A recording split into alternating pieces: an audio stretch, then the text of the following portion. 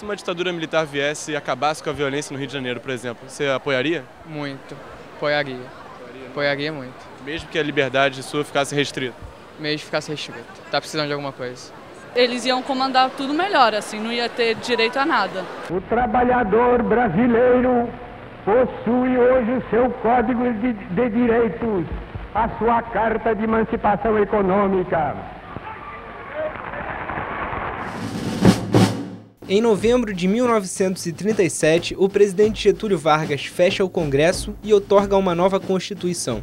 A justificativa: garantir a segurança nacional, que estaria ameaçada por um golpe comunista. Bom, o golpe de 37 foi desferido pelos integralistas. Foi uma madrugada de 37 que eles invadiram o Palácio Guanabara e atacaram, e houve muitas mortes, muitas prisões.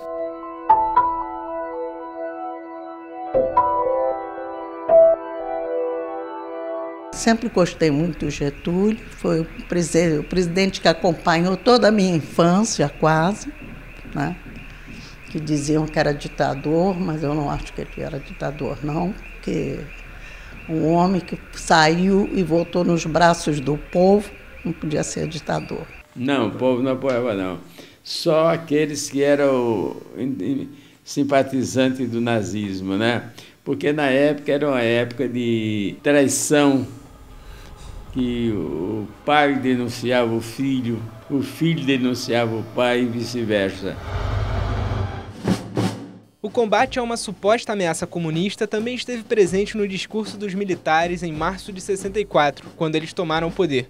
Acusado pela oposição de planejar um golpe esquerdista, o presidente João Goulart foi deposto. O general Castelo Branco assumiu a presidência com o apoio de parte da população civil. Tinha gente que era a favor, tinha gente que era contra. A senhora? Eu? Não, eles não me afetam em nada. Pode voltar aí, que eu até achava bom, se botasse eles todos aí na rua novamente. A posição do povo em relação a qualquer coisa é muito circunstancial, né? Então, naquela circunstância ali, né, em 1937, em 64, parte da população se posicionou a favor.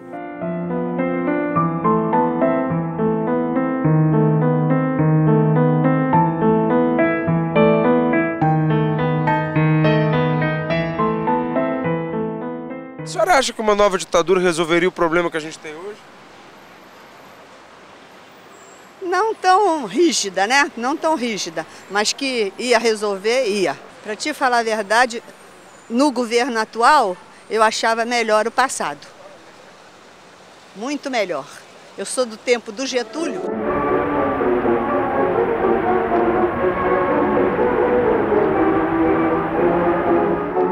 O povo endeusava o Getúlio. Quando o Getúlio começou a se bandear para a Alemanha, o povo então foi esquecendo. O Getúlio, não obstante aquela aura de bondade, era um homem dedicado inteiramente ao nazismo, tinha simpatia pelo nazismo. Para se aproximar do povo, Vargas construiu a imagem de um cidadão comum. Ele era sempre a mesma coisa, com aquele lenço, um charuto na mão, sempre com aquele charuto fumando. Me lembro dele assim, comendo churrasco, lá nos Pampas. Mas eu acho que ele era muito bem quisto, Getúlio Vargas, no período que eu peguei. E hoje mesmo, quando eu falo com as pessoas, pouca gente fala mal do Getúlio. Quando as crianças chegavam, ele abraçava, botava as crianças no colo, passava a mão na cabeça da gente, ia andando, ele muito pequenininho, baixinho, andando no meio da gente. Getúlio Vargas é o ídolo das crianças. Se o carisma e a aproximação com o povo foram características marcantes do governo Vargas, no período dos militares ocorreu o contrário. O Vargas foi o único ditador do período ditatorial. Então, assim, as pessoas se remetiam a uma pessoa, que era o Vargas, e que, aliás, gostava de posar de bonachão, cara alegre, brincalhão, que tomava uma bebidinha de vez em quando. Ele gostava de ser visto como uma espécie de pai generoso. Na época da ditadura militar, a gente teve vários militares, né, que eram carrancudos. O Figueiredo e o Geisel usavam óculos escuros o tempo inteiro, né? O Costa e Silva também, né? Então, assim, carrancudos, sempre uniformizados, né, que gostavam de vender aquela imagem de que a disciplina e a hierarquia militares eram fundamentais para a ordem.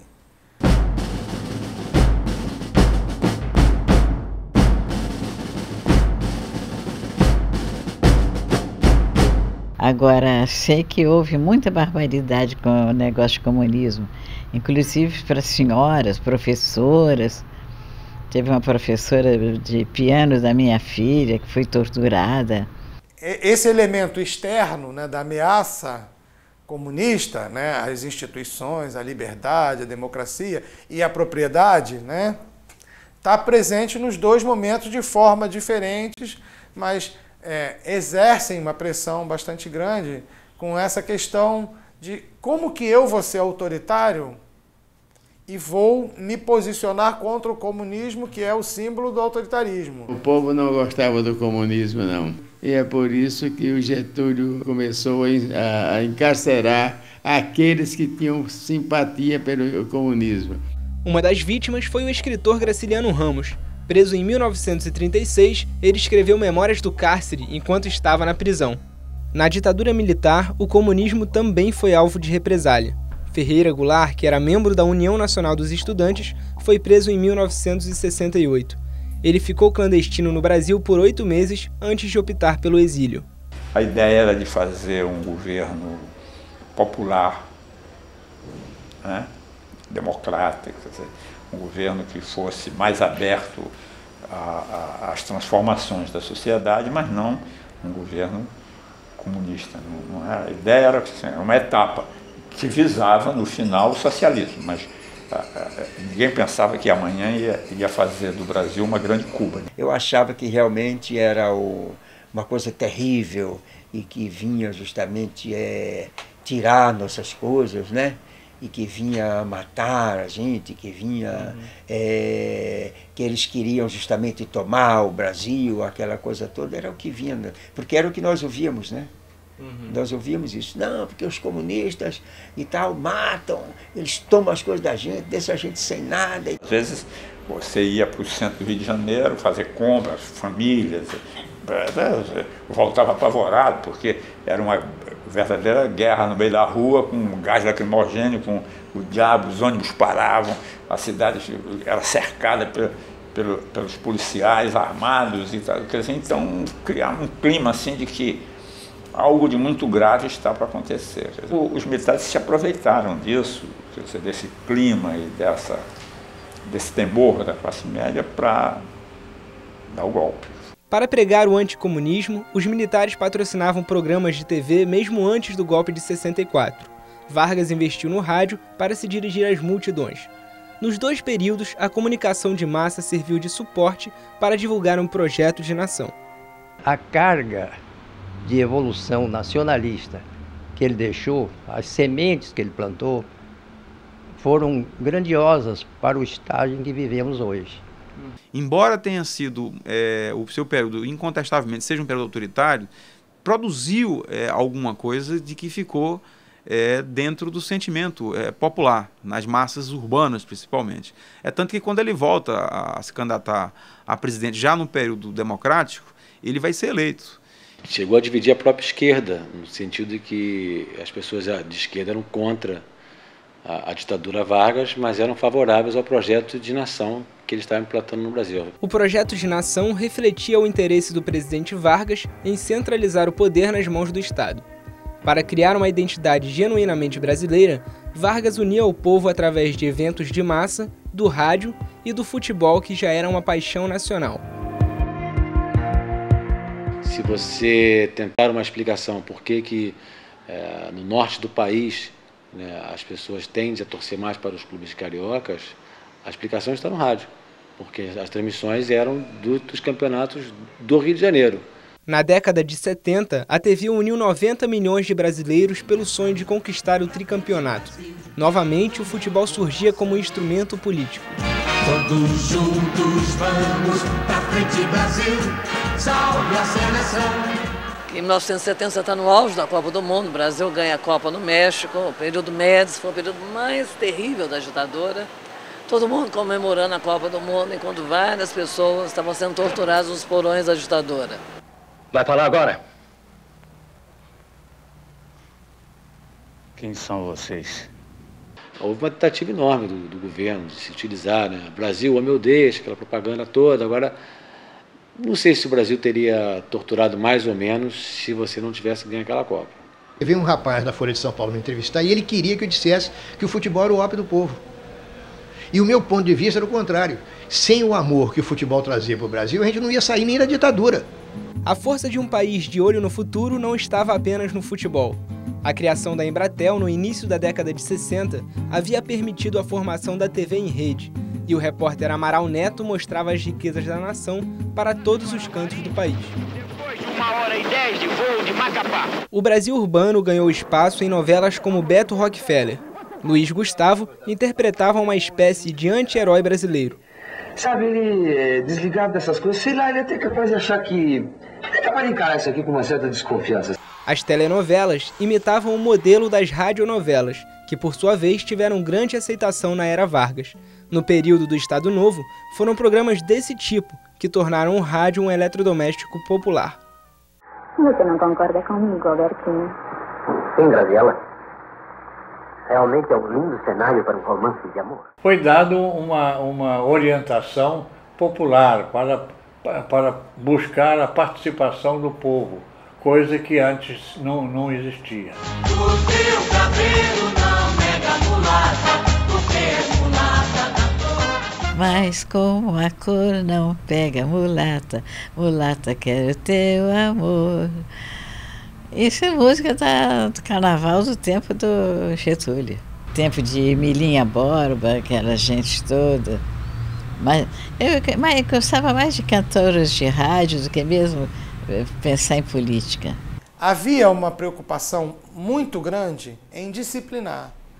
Não é por coincidência, não é por acaso, que foi criado o DIP. E que antes do DIP já existiam outros órgãos, não é? Que foram os embriões do DIP, que foram contribuindo para se formar uma cultura a respeito do que seria esse grande órgão do governo responsável pelo controle da comunicação, etc. e tal. O Departamento de Imprensa e Propaganda, DIP, foi criado em 1938 pelo presidente Vargas. Nos 3 primeiros anos de funcionamento, 152 programas de rádio foram censurados e cerca de 1.500 letras de música proibidas. Era um órgão do governo exatamente para inspecionar, para pressionar a opinião popular. Mas o DIP também promovia festivais de música e teatro.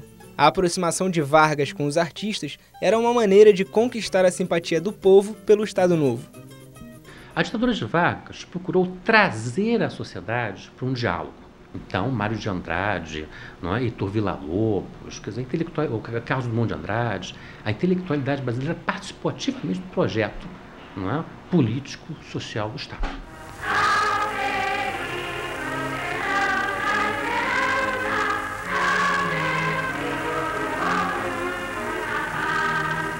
O regime militar via o intelectual, em princípio, como suspeito e quase sempre como culpado.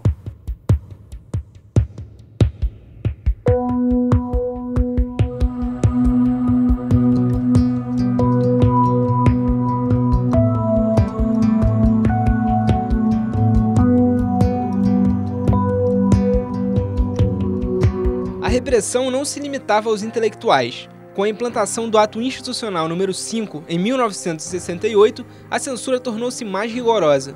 Com o pretexto de garantir a segurança nacional, o governo passou a investir pesadamente em aparelhos de tortura.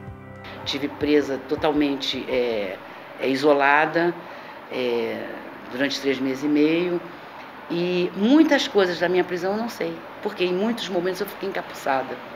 Para não ver a cara dos torturadores, para não ver as pessoas que estavam à minha volta sendo torturadas.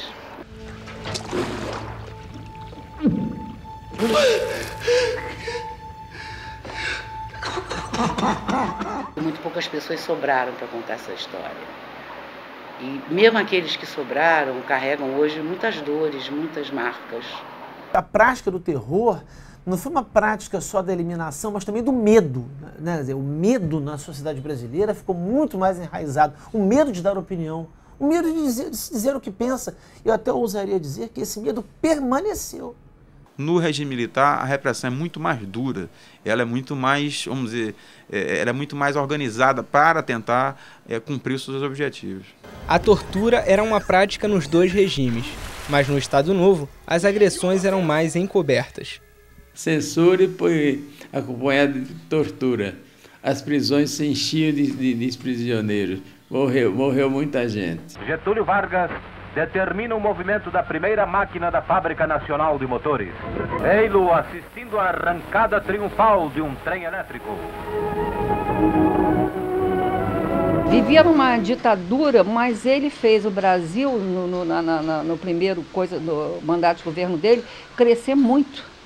E passou para ser a 8ª economia do mundo. Então isso aí pesa. O governo Vargas será sempre um governo muito polêmico, porque na verdade ele termina sendo um precursor de algumas coisas que marcam o processo de modernização da economia, da administração pública e do sistema de proteção social. Quer dizer, o Vargas introduz uma legislação trabalhista, sindical, previdenciária, que vai colocar o nome seu na história.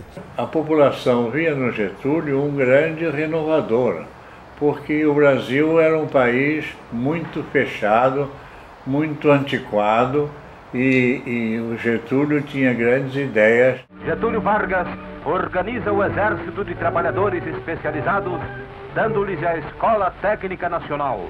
Mais lares se levantam por iniciativa de Getúlio Vargas.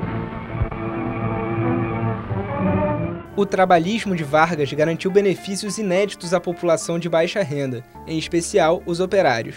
Medidas como a criação do salário mínimo e a consolidação das leis do trabalho fizeram com que Vargas ficasse conhecido como o pai dos pobres. As medidas trabalhistas, que até hoje, muitas ainda em vigor, têm sua razão de ser e direcionam nesse sentido, de assegurar a dignidade à pessoa. Então, por aí está exatamente o aspecto positivo de Vargas. Mas se na era Vargas a classe trabalhadora era beneficiada pela legislação do governo, o mesmo não aconteceu no período militar.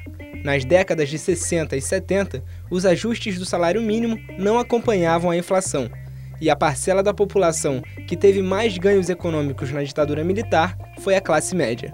Que o regime militar ele atua politicamente para manter laços com a classe média até 68 e, em seguida, com a radicalização do autoritarismo, não se preocupa mais com isso. Entretanto, é justamente nesse momento, de 68 a 73, que nós vamos ter o período chamado milagre econômico, altíssimas taxas de crescimento, que naturalmente elevaram a qualidade de vida e a renda, especialmente da classe média. Para mim, foi uma época muito boa, que foi justamente a época que eu me realizei, comprei meu apartamento, entendeu? E esse negócio todo. Então, para mim, a época da ditadura, que todo mundo diz que foi terrível, para mim foi uma época normal e até boa. Olha, eu comprei meu apartamento, minha primeira casa, em 69 para 70. E depois vendi e comprei um apartamento que moro até hoje, 72. Era muito mais fácil. Na época, muitas coisas foram sentidas como melhorias. Por exemplo, a gente não tinha rodovias na época e começou a ter. A gente não tinha água encanada em várias cidades da Paraíba, por exemplo, e começou a ter. Então essas coisas, esse avanço tecnológico, né, essa infraestrutura que ia sendo montada, isso agradava a todo mundo.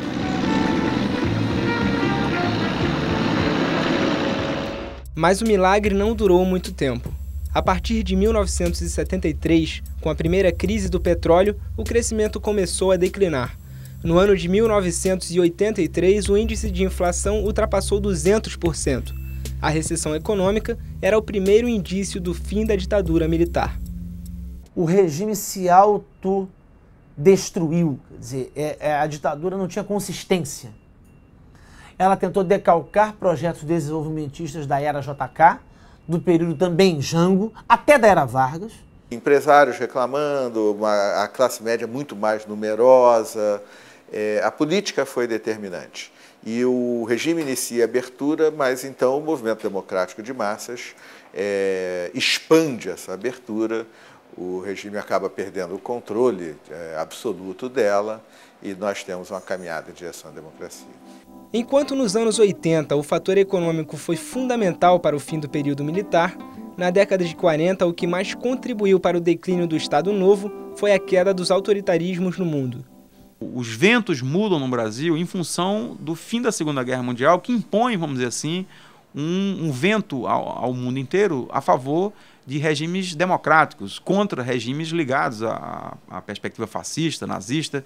Então eu diria que ali, vindo de um contexto externo, quer dizer, vindo do contexto internacional, em função do desfecho da Segunda Guerra Mundial, é que Vargas não vai resistir à queda que vai se dar, e vai se dar através de um golpe militar, quer dizer, vai ser substituído ali no final dos anos 45. Essa contradição determinou o fim do Estado Novo sem que isso impedisse, por exemplo, o movimento queremista, que era um movimento que dizia: queremos a permanência de Vargas, o fim do Estado Novo, mas a permanência de Getúlio Vargas como governante. A ditadura de Vargas ficou marcada pela conquista de direitos sociais, sobretudo para a classe operária, e a dos militares pelo milagre econômico simbolizado por obras faraônicas.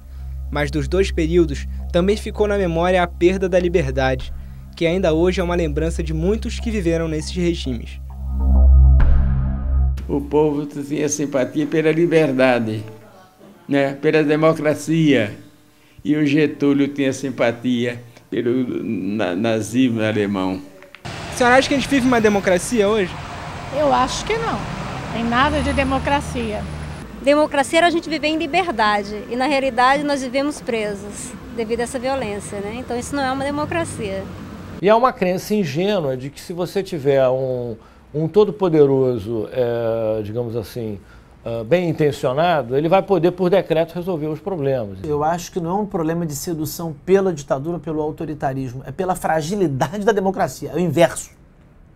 A democracia representativa não oferece alternativa. Nunca vi coisa tão boa como o tempo do Getúlio. Apesar de ditadura, de certas coisas. Pior é o que nós estamos vivendo atualmente. Isso é que é uma tristeza. Talvez essas pessoas que aceitem, elas se sintam muito pressionadas pelo problema, no caso, por exemplo, a violência urbana, e querem uma solução mágica para isso e tal. E essa solução mágica ou não existe, ou a solução mágica, na verdade, encobre outros problemas. Acho que é impossível uma sociedade que votaria na ditadura. São determinadas situações sociais que levam a certos grupos a fazer determinados movimentos, né, a tomar o poder, usando de métodos violentos, que a violência é justamente você eliminar os adversários ou transformar o adversário político em inimigo, através de certos mecanismos. Né, e a população, simplesmente, pessoas comuns, como eu e você, né, o que a gente vai fazer?